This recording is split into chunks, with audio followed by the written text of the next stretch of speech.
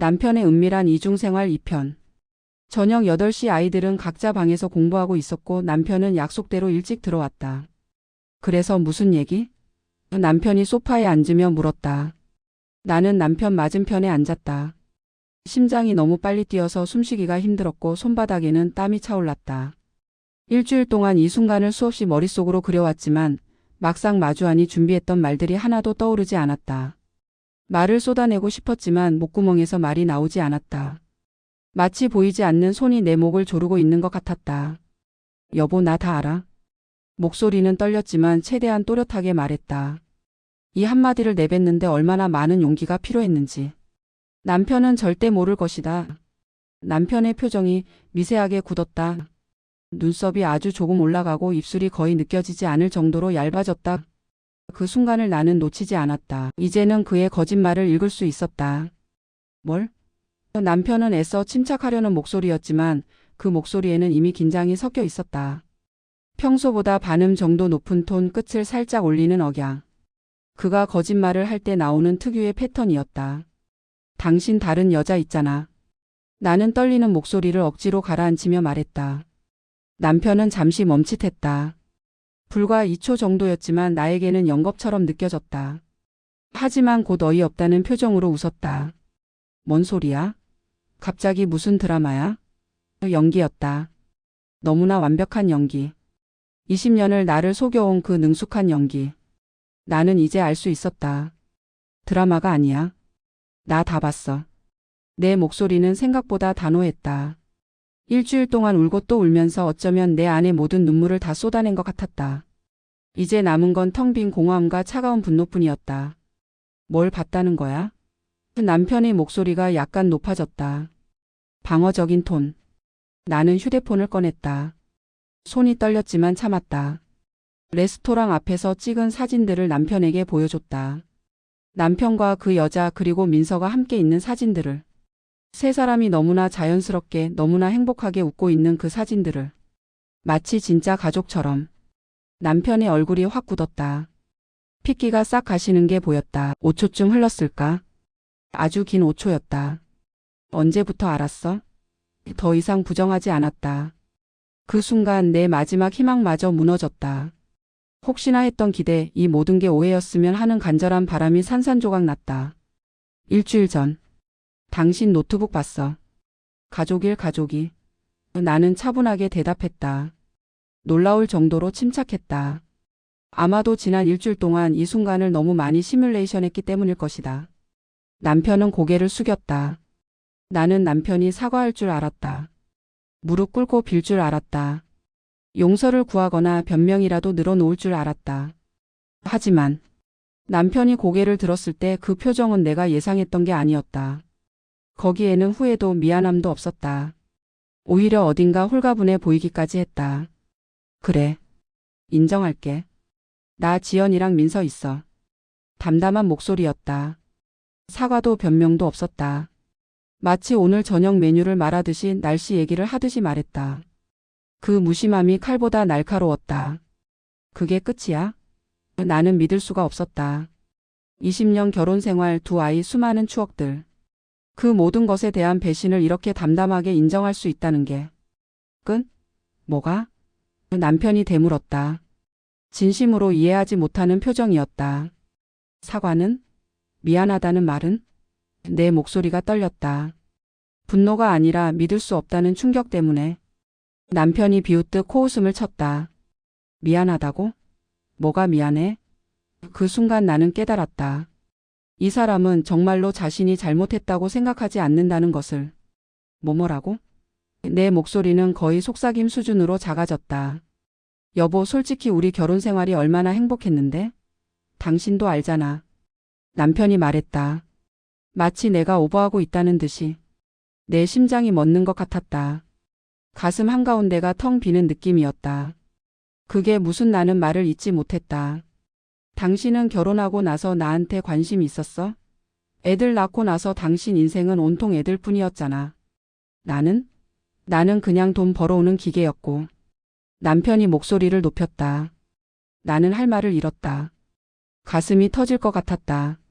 내가 그랬나? 정말 남편을 기계 취급했나? 20년 동안 이 집을 지키고 아이들을 키우고 남편의 뒷바라지를 하느라 내 인생을 다 바쳤는데 그게 다 의미 없는 일이었나? 당신이 언제 나한테 여보 오늘 힘들었어? 라고 물어봤어? 언제 나를 위해 뭔가 해줬어? 밥 차려주고 빨래해주는 게 다였잖아. 남편의 말이 계속 이어졌다. 마치 오래전부터 준비해둔 말들을 쏟아내는 것 같았다. 눈물이 차올랐다. 정말 그랬나? 나는 정말 그렇게 무심한 아내였나? 하지만 나도 힘들었다. 아이들 키우느라 집안일 하느라 시댁 눈치 보느라. 나도 사람인데 나도 힘들었는데 왜 내 힘들면 아무도 봐주지 않는 걸까? 나도 사람이야. 나도 사랑받고 싶고 인정받고 싶어. 지연이는 나를 봐줘. 내 얘기를 들어줘. 내가 힘들 때 위로해줘.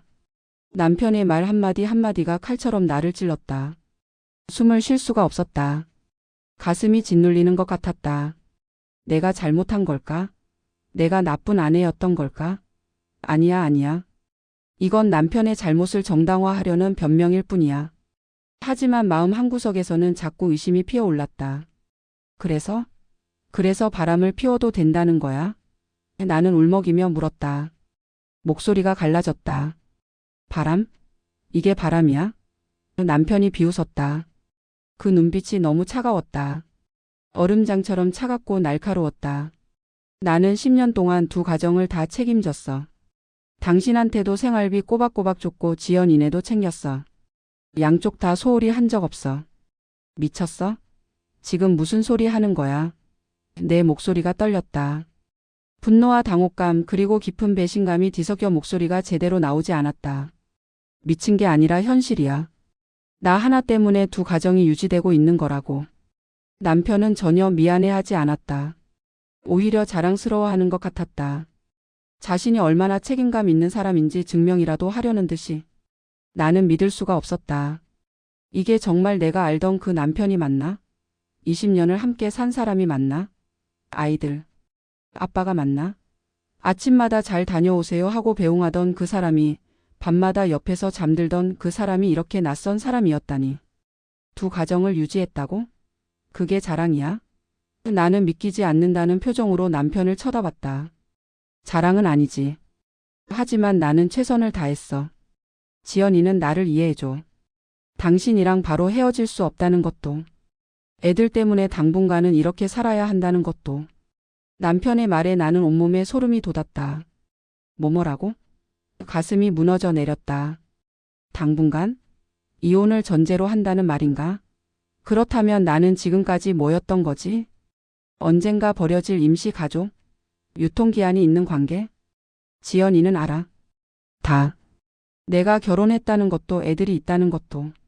그래도 나를 기다려줬어. 10년이나. 남편의 목소리에는 그 여자에 대한 고마움이 묻어 있었다. 나를 향한 것이 아닌 그 여자를 향한 감정이. 나는 머리가 멍해졌다. 남편이 결혼한 줄 알면서도 아이가 둘이나 있는 줄 알면서도 10년을 기다렸던 거다. 순간 나는 혼란스러워졌다. 누가 피해자지? 나? 그 여자? 아니면 우리 둘 다? 손이 얼어붙는 것 같았다. 온몸이 차갑게 식어갔다. 그럼 민서는? 그 아이는 뭐야?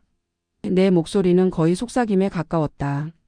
이 질문의 답을 정말 듣고 싶은 건지 아니면 듣고 싶지 않은 건지 나조차 확신할 수 없었다.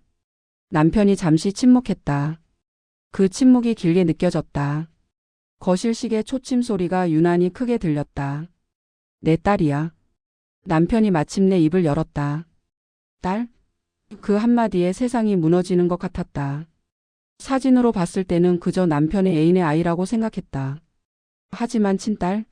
그건 완전히 다른 차원의 배신이었다. 응. 민서는 내 친딸이야. 남편은 담담하게 말했다. 마치 아주 당연한 사실을 확인시켜 주는 것처럼. 가슴에 칼이 꽂히는 것 같았다.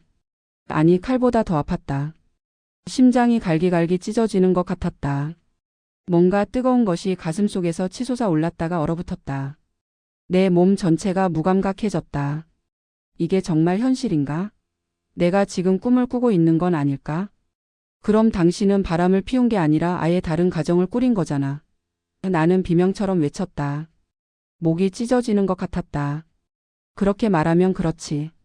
남편은 아무렇지도 않게 대답했다. 정말 아무렇지도 않게. 마치 오늘 뉴스에 대해 논평하듯이. 당신 정신 나갔어? 내 온몸이 부들부들 떨렸다. 분노인지 슬픔인지 충격인지 알 수 없는 감정이 온몸을 휘감았다. 정신 나간 게 아니야. 나는 선택한 거야. 두 가정 모두를 지키기로. 남편의 목소리는 여전히 평온했다. 그 평온함이 더 무서웠다. 두 가정을 지켜. 이게 지키는 거야?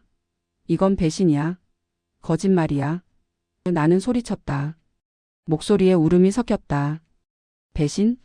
거짓말? 남편이 차갑게 웃었다. 그 웃음이 너무 낯설었다. 20년을 함께 산 사람의 웃음이 아니었다. 여보, 나는 당신한테 뭐 하나 소홀히 한 적 없어. 생활비, 애들 학비 다 됐잖아. 당신이 원하는 건 다 들어줬잖아. 그런데 뭐가 문제야? 문제? 문제가 뭐냐고? 나는 정말 이해할 수 없었다. 이 사람이 정말 문제를 모르는 건가? 당신이 다른 여자랑 애까지 낳고 살았다는 게 문제지. 눈물이 주르륵 흘러내렸다. 그게 당신한테 무슨 피해를 줬어? 당신 생활에 지장 있었어? 남편이 반문했다. 진심으로 궁금해하는 표정이었다. 나는 할 말을 잃었다. 이 사람은 정말 내가 알던 그 사람이 맞나? 20년을 함께 산 사람이 맞나?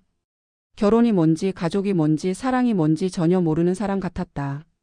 아니, 어쩌면 처음부터 다른 가치관을 가진 사람이었는데 내가 모르고 있었던 걸까? 여보, 솔직히 말할게. 남편이 나를 똑바로 쳐다봤다. 그 눈빛에는 온기라고는 찾아볼 수 없었다. 차갑고 계산적이고 냉정했다. 나는 이혼할 생각 없어. 당신도 원하지 않을 거고. 남편이 단호하게 말했다. 뭐라고? 나는 제대로 숨을 쉴 수가 없었다. 이혼할 생각이 없다고? 다른 여자랑 아이까지 낳아놓고? 우리 이혼하면 애들은? 준호 대학 들어가야 하고 서연이도 고등학생이잖아. 지금 이혼하면 애들한테 얼마나 큰 상처가 되겠어. 남편의 말은 합리적으로 들렸다. 하지만 그 합리성이 더 잔인하게 느껴졌다. 나는 웃음이 나왔다. 진짜 웃음이 아니라 허탈해서 나오는 그런 웃음. 애들 생각해서? 애들 생각하는 사람이 10년 동안 이중 생활을 해?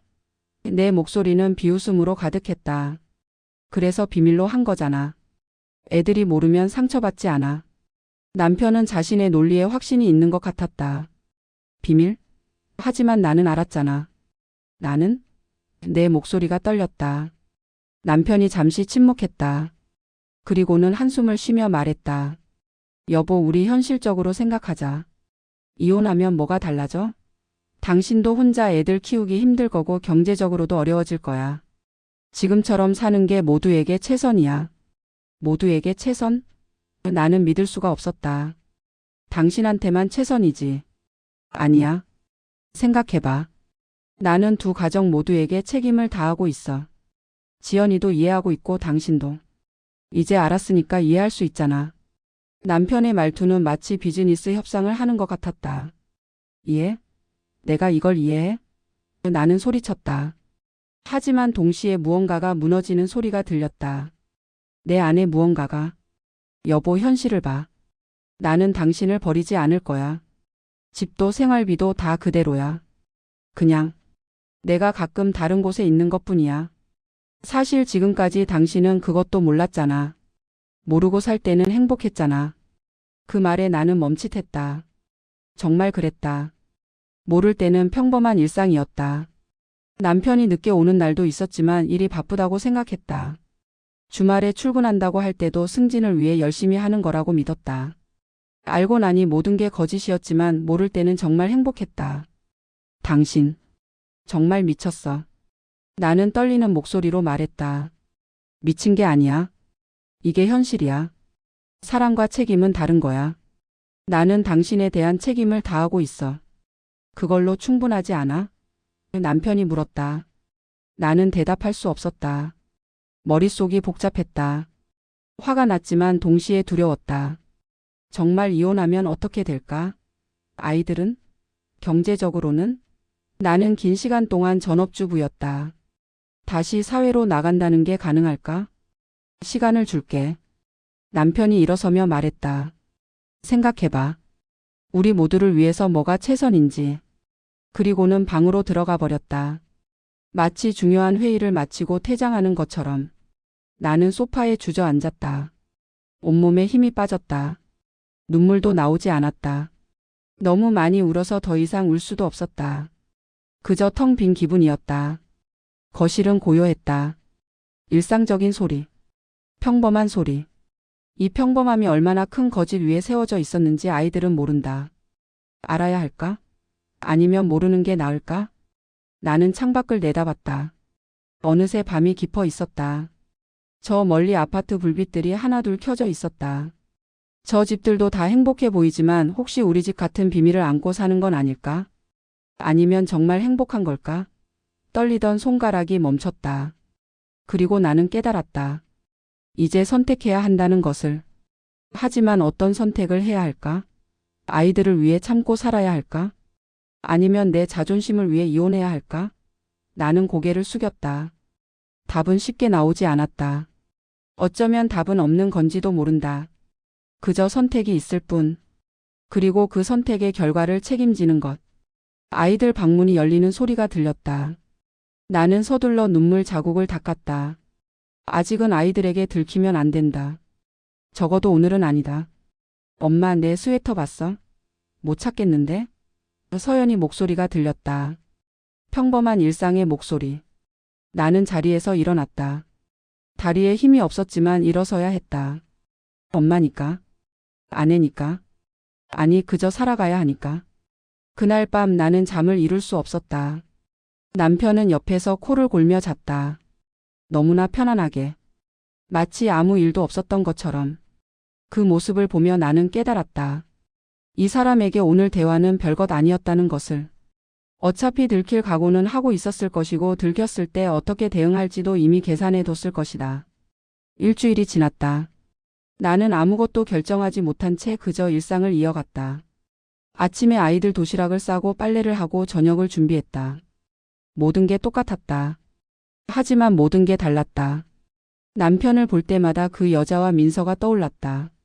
저녁 식탁에 둘러앉아 있을 때마다 저 멀리 또 다른 식탁이 있다는 생각이 들었다. 한 달이 지났다. 남편은 여전히 두 가정을 오갔다. 이제는 핑계도 되지 않았다. 오늘 늦을 거야 라는 문자 한 통이면 끝이었다. 나는 알고 있었다. 그 여자에게 간다는 것을. 민서를 만나러 간다는 것을. 이상한 일이었다. 알기 전에는 그냥 일이 바쁘구나 생각했는데 알고 나니 모든 게 달라 보였다. 남편이 웃을 때마다 누구를 생각하며 웃는 건지 궁금했다. 남편이 휴대폰을 볼 때마다 누구와 메시지를 주고받는 건지 궁금했다. 다음 날 나는 결심했다. 뭐라도 해야 한다고. 이렇게 가만히 그저 시간만 보낼 수는 없다고. 내 연녀의 번호를 찾는 것은 어렵지 않았다. 남편은 이제 내 앞에서 숨길 생각조차 없어 보였다. 직접 그 여자가 살고 있는 아파트를 찾아가 볼까도 생각해봤지만 용기가 나지 않았다. 핸드폰을 계속 만지작거리다가 드디어 용기를 내 통화 버튼을 눌렀다. 여보세요. 그 여자의 목소리 속에서 뭐가 쿵 내려앉는 느낌이 들었다. 잠시 침묵이 흘렀다. 저는 김민준 씨 아내입니다. 아, 네. 그 여자가 대답했다. 묻고 싶은 게 수백만 가지가 있었지만 막상 목소리를 들으니 그냥 아무 생각도 나지 않았다. 남편 통해서 들었죠. 바람 피운 거 들켰다고 일부러 바람이라는 단어를 힘주어 말했다. 내가 상처받은 만큼 상처를 주고 싶었다. 바람이요? 그 여자가 말했다. 그럼 이게 바람이지 설마 사랑이라고 말하고 싶으신가요? 목소리가 원망으로 떨렸다. 죄송합니다. 그 여자가 말했다. 사과하면? 사과하면 다야? 어쩌자는 거지? 해탈했다고 생각했는데 막상 사과를 들으니 더 화가 났다. 그럼 이제 어떻게 할 건데요? 내가 물었다. 그건 그쪽이 결정하실 일 아닌가요? 그 여자가 덤덤하게 말했다. 기가 차서 말도 나오지 않았다. 내가요? 네. 이혼하실 건지 아니면 이대로 살라고요? 셋이서? 죄송해요. 죄송하면 해결이 되나요? 지금 이 상황이? 하지만 저도 민서도 저희도 가족이에요. 저희도 민준 씨가 필요해요. 구역질이 나올 것 같았다. 자기들도 가족이라고 말하는 그 여자의 입을 틀어막고 싶었다. 욕을 퍼붓고 싶었다. 저기요. 분노로 목소리가 떨렸다. 다른 건 다 그렇다 치고요. 당신네들 딸이 나중에 다 커서 이 사실을 알면 어떻게 생각할지 정말 볼만하겠네요. 말씀이 지나치세요. 그 여자가 말했다. 창피한 줄은 아나 보네요. 저는 업보를 믿어요. 정말로 꼭 당신한테 이 업보가 돌아왔으면 좋겠네요. 또 그렇게 전화를 끊었다. 더 말해봤자 달라지는 사실은 없었다. 화만 더 치밀어 오를 뿐. 그날 밤 나는 수만 가지 생각에 잠을 이룰 수 없었다. 살은 2주 사이 5kg나 빠졌고 심한 스트레스로 음식을 삼키지도 못했다. 결국 무언가가 이상하다고 느낀 고등학생 딸이 내 친언니에게 연락해 집으로 찾아오는 지경에 이르렀다. 극심한 스트레스로 나를 돌볼 수가 없었다. 결국 친언니가 찾아온 그날 나는 울면서 모든 것을 다 털어놓았고 모든 것을 다 들은 언니는 나와 같이 울었다. 한참을 둘이서 부둥켜 안고 울다가 언니가 말했다. 갈라서. 그런 다음은 어떻게 해 그러면. 하늘이 무너져도 솟아날 구멍은 있다고 했어. 내가 도와줄 거니까 걱정 마. 언니의 말에 나는 다시 눈물이 차올랐다. 나는 언니의 말대로 증거를 최대한 모으기 시작했다. 다행히도 그 여자에게 전화를 걸었을 때 녹음 버튼을 눌러놨어서 따로 또 전화를 걸 일이 없어 다행이었다. 남편은 숨기려는 의지조차 없어 보였고 그 여자와의 관계는 더 돈독해진 것 같았다. 이제는 아무런 상관이 없다는 생각이 들었다.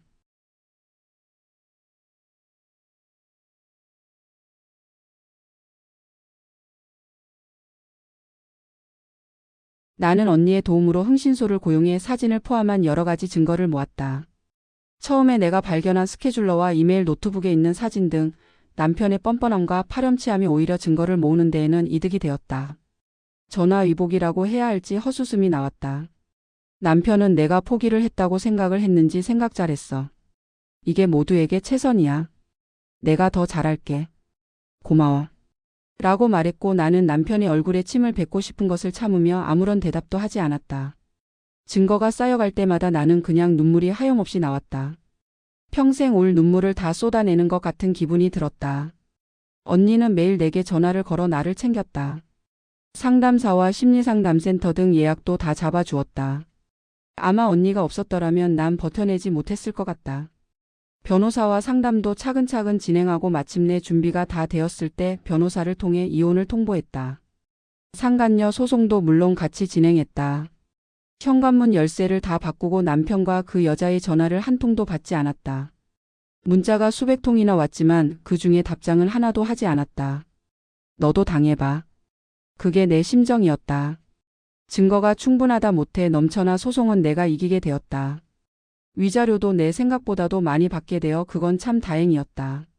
집을 팔고 그 돈으로 작은 오피스텔을 얻었다. 아이들은 내 생각보다는 이혼을 잘 받아들이는 것 같았다.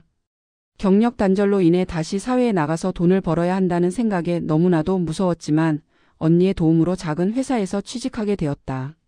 점점 모든 게 잘 풀려나가는 느낌이었다. 아직도 가끔은 무섭고 억울하다는 생각도 들지만 내 선택을 후회하지는 않는다. 남편에게 받은 상처가 아물려면 시간이 아마도 조금은 걸리겠지만 난 다시 일어나서 나아갈 것이다. 내 아이들을 위해 그리고 또 내 자신을 위해서.